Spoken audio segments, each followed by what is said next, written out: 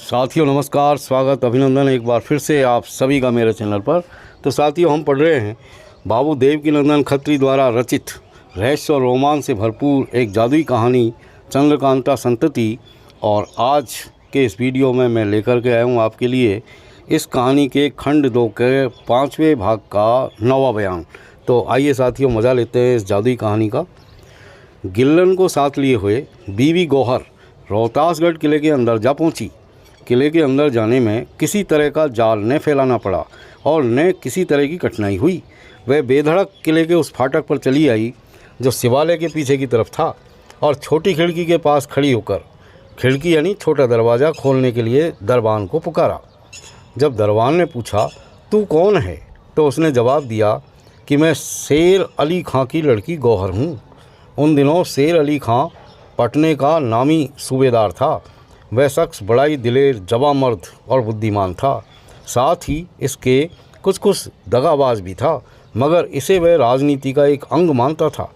उसके इलाके भर में जो कुछ उसका रुआब था उसे कहाँ तक कहा जाए, दूर दूर तक के आदमी उसका नाम सुनकर कांप जाते थे। उसके पास फौज तो केवल 5,000 थी, मगर वह उससे 25,000 फौज का काम लेता था, क्योंकि उसने अपने ढंग के आदमी चुन कर अपनी फ़ौज में भर्ती किए थे। गौहर उसी शेर अली खां की लड़की थी और वह गौहर की मौसेरी बहन थी जो चुनारगढ़ के पास वाले जंगल में माधवी के हाथ से मारी गई थी। शेर अली खां अपनी जोरू को बहुत चाहता था और उसी तरह अपनी लड़की गौहर को भी हद से ज़्यादा प्यार करता था। गौहर को 10 वर्ष की छोड़कर उसकी माँ मर गई थी। माँ के गम में गौहर दीवानी सी हो गई। लाचार दिल बहलाने के लिए शेर अली खां ने गौहर को आज़ाद कर दिया और वह थोड़े से आदमियों को साथ लेकर दूर दूर तक सैर करती फिरती थी। 5 वर्ष तक इसी अवस्था में रही। इसी बीच में आज़ादी मिलने के कारण उसके चाल चलन में भी फ़र्क पड़ गया था। इस समय गौहर की उम्र 15 वर्ष की है। शेर अली खां दिग्विजय सिंह का दिली दोस्त था और दिग्विजय सिंह भी उसका बहुत भरोसा रखता था। गौहर का नाम सुनते ही दरबान चौंका और उसने उस अफसर को इत्तला दी जो कई सिपाहियों को साथ लेकर फाटक की हिफाजत पर मुस्तैद था। अफसर तुरंत फाटक पर आया और उसने पुकार करके पूछा, आप कौन हैं? गौहर, मैं शेर अली खां की लड़की गौहर हूँ। अफसर, इस समय आपको संकेत बताना चाहिए। गौहर, हाँ बताती हूँ, जोगिया। जोगिया सुनते ही अफसर ने दरवाज़ा खोलने का हुक्म दिया और गिल्लन को साथ लिए हुए गौहर किले के अंदर पहुंच गई।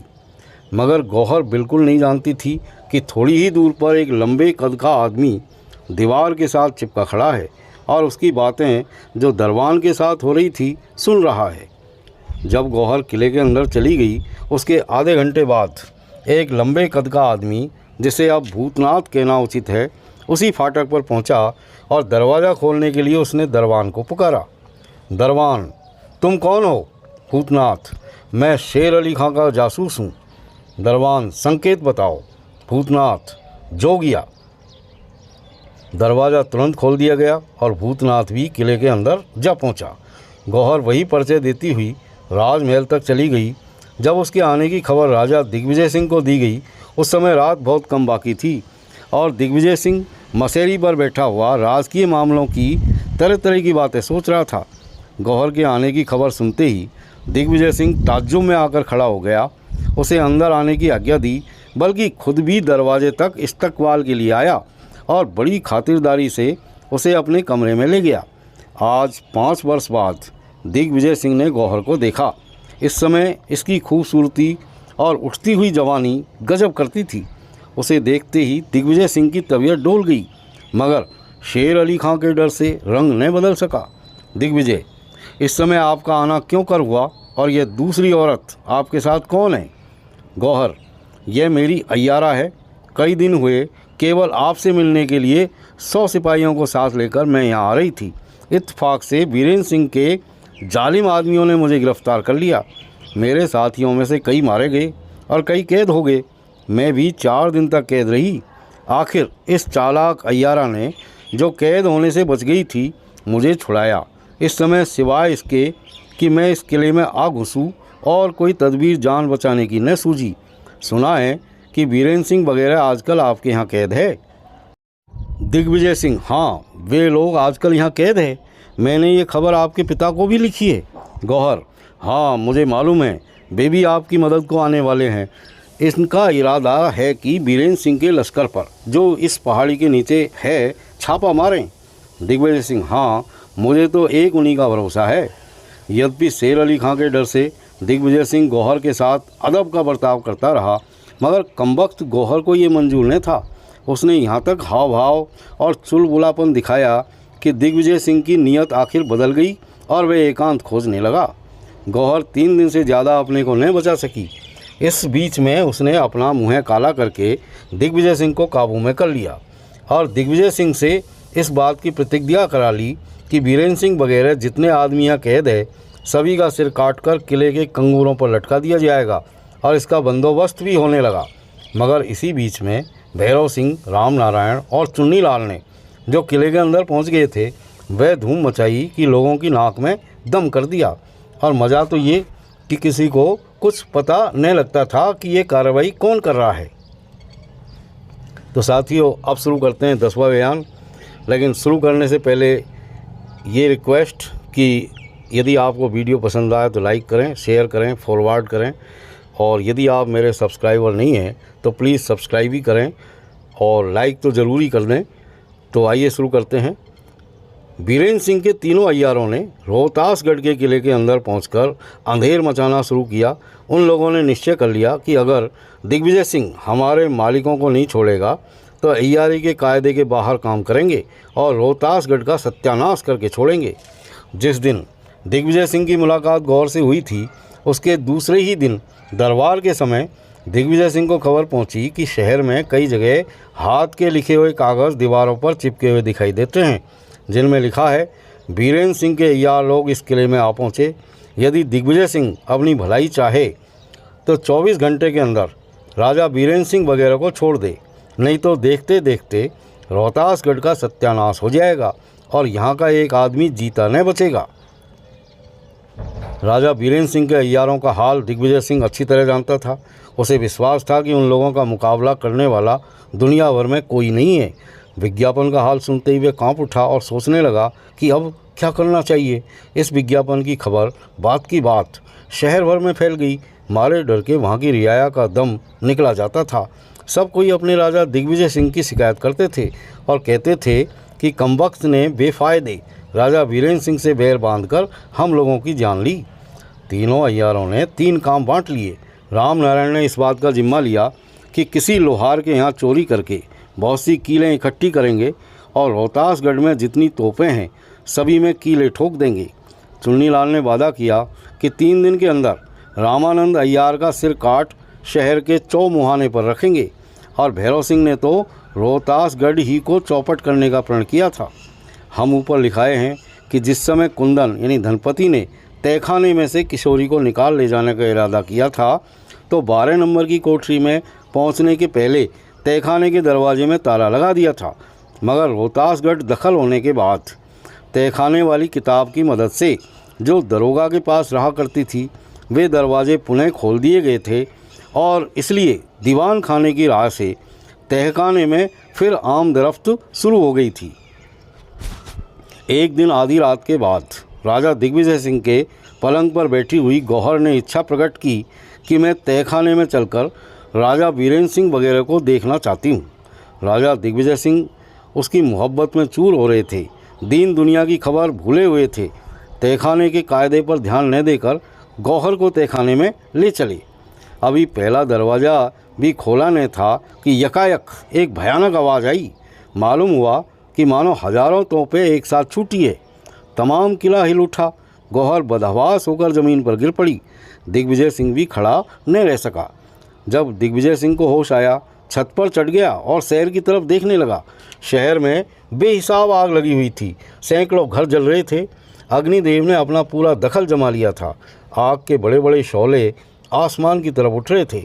यह हाल देखते ही दिग्विजय सिंह ने सिर पीटा और कहा, यह सब फसाद बीरेंद्र सिंह के अय्यारों का है। बेशक उन लोगों ने मैगजीन में आग लगा दी और वह भयंकर आवाज़ मैगजीन के उड़ने की ही थी।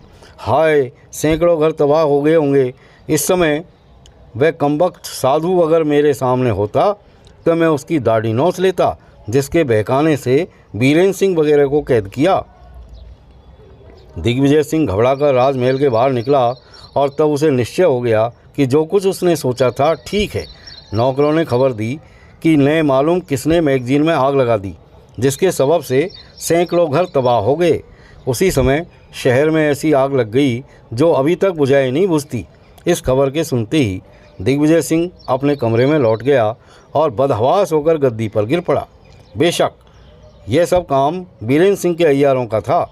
इस आग लगी में रामनारायण को भी तोपों में कीलें ठोकने का खूब मौका हाथ लगा। रामानंद दीवान घबराकर घर से बाहर निकला और तहकीकात करने के लिए अकेला ही शहर की तरफ चला।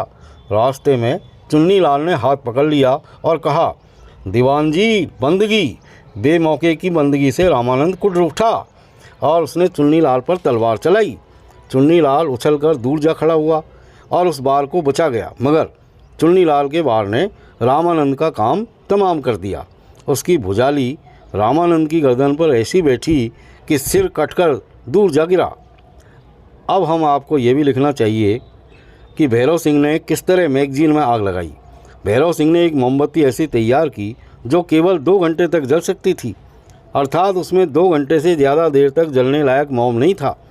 और उस मोमबत्ती के बीचों बीच में आतिशबाजी का एक अनार बनाया, जिसमें आधी मोमबत्ती जब जल जाए तो आप से आप अनार में आग लगे। जब इस तरह की मोमबत्ती तैयार हो गई तो उसने अपने दोनों साथियों से कहा कि मैं मैगजीन में आग लगाने जाता हूँ, अपनी फ़िक्र आप कर लूँगा। तुम लोग किसी ऐसी जगह जाकर छिपो जहाँ मैदान या किले की मजबूत दीवार हो, मगर इसके पहले शहर में आग लगा दो। इसके बाद भैरव सिंह मैगजीन के पास पहुँचे और इस फिक्र में लगे कि मौका मिले तो कमंद लगाकर उसके अंदर जाए। यह इमारत बहुत बड़ी तो नहीं थी, मगर मजबूत थी। दीवार बहुत चौड़ी और ऊंची थी। फाटक बहुत बड़ा और लोहे का था। पहरे पर 50 आदमी नंगी तलवार लिए हर वक्त मुस्तैद रहते थे। इस मैगजीन के चारों तरफ से कोई आदमी आग लेकर नहीं जाने पाता था। चंद्रमा अस्त हो गया और पिछली रात की अंधेरी चारों तरफ फैल गई। निद्रा देवी की हुकूमत में सभी पड़े हुए थे, यहाँ तक कि पहरे वालों की आंखें भी छिपी पड़ती थी। उसी समय मौका पाकर भैरव सिंह ने मैगजीन की पिछली तरफ कमंद लगाई। दीवार के ऊपर चढ़ जाने के बाद कमंद खींच ली और फिर उसी के सहारे उतर गए। मैगजीन के अंदर हजारों थैले बारूद के गंजे पड़े थे और तोप के गोलों का ढेर लगा हुआ था। बहुत सी तोपें भी पड़ी हुई थी। भैरव सिंह ने यह मोमबत्ती जलाई और बारूद के थैलों के पास ज़मीन पर लगाकर खड़ी कर दी। इसके बाद फुर्ती से मैगजीन के बाहर हो गए और जहाँ तक दूर निकल जाते बना निकल गए। उसी के घंटे भर बाद जब मोमबत्ती का अनार छूटा होगा, बारूद में आग लगी और मैगजीन की इमारत जड़ बुनियाद से नष्ट हो गई। हजारों आदमी मरे और सैकड़ों मकान गिर पड़े। बल्कि यूँ कहना चाहिए कि उसकी आवाज़ से रोहतासगढ़ का किला दहल उठा। ज़रूर कई कोस तक इसकी भयानक आवाज़ गई होगी। पहाड़ी के नीचे बीरेन सिंह के लश्कर में जब यह आवाज़ पहुंची तो दोनों सेनापति समझ गए कि मैगजीन में आग लगी, क्योंकि ऐसी भयानक आवाज़ सिवाय मैगजीन उड़ने के और किसी तरह से नहीं हो सकती। बेशक यह काम भैरव सिंह का है। मैगजीन उड़ने का निश्चय होते ही दोनों सेनापति बहुत प्रसन्न हुए और समझ गए कि अब रोहतासगढ़ का किला फतेह कर लिया, क्योंकि जब बारूद का खजाना ही उड़ गया तो किले वाले तोपों के जरिए से हमें क्यों कर रोक सकते हैं। दोनों सेनापतियों ने यह सोचकर कि अब विलम्ब करना मुनासिब नहीं, किले पर चढ़ाई कर दी और 2000 आदमियों को साथ ले नाहर सिंह पहाड़ पर चढ़ने लगा। यद्यपि दोनों सेनापति इस बात को समझते थे कि मैगजीन उड़ गई है तो भी कुछ बारूद तोप खानों में ज़रूर होगी, मगर यह ख्याल उनके बढ़े हुए हौसले को किसी तरह रोक नहीं सका। इधर दिग्विजय सिंह अपनी ज़िंदगी से बिल्कुल नाउम्मीद हो बैठा जब उसे ये खबर पहुंची कि रामानंद दीवान या अय्यार भी मारा गया और बहुत सी तोपें भी कील ठुक जाने के कारण बर्बाद हो गई। तब वह और बेचैन हो गया और मालूम होने लगा कि मौत नंगी तलवार लिए सामने खड़ी है। वह पैर दिन चढ़े तक पागलों की तरह चारों तरफ दौड़ता रहा और तब एकांत में बैठकर सोचने लगा कि अब क्या करना चाहिए।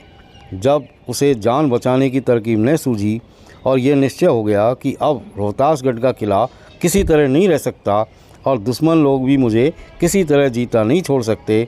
तब वह हाथ में नंगी तलवार लेकर उठा और तहखाने की ताली निकाल कर ये कहता हुआ तहखाने की तरफ चला कि जब मेरी जान बच ही नहीं सकती तो वीरेंद्र सिंह और उनके लड़के वगैरह को क्यों जीता छोड़ूं।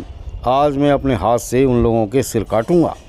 दिग्विजय सिंह हाथ में नंगी तलवार लिए हुए अकेला ही तोपखाने में गया, मगर जब उस दलान में पहुंचा जिसमें हथकड़ियों और बेड़ियों से कसे हुए वीरेंद्र सिंह वगैरह रखे गए थे तो उसको खाली पाया। वह ताज्जुब में आकर चारों तरफ देखने और सोचने लगा कि कैदी लोग कहाँ गायब हो गए। मालूम होता है कि यहाँ भी अय्यार लोग आ पहुँचे, मगर देखना चाहिए कि किस राह से पहुँचे। दिग्विजय सिंह उस सुरंग में गया जो कब्रिस्तान की तरफ निकल गई थी। वहाँ का दरवाज़ा उसी तरह बंद पाया जैसा कि उसने अपने हाथ से बंद किया था। आखिर लाचार सिर पीटता हुआ लौट आया और दीवान खाने में बदहवास होकर गद्दी पर गिर पड़ा। तो साथियों, आज का वीडियो यहाँ पर पूरा होता है और नेक्स्ट वीडियो में फिर मिलते हैं। तब तक के लिए have a good day. Thank you very much for watching.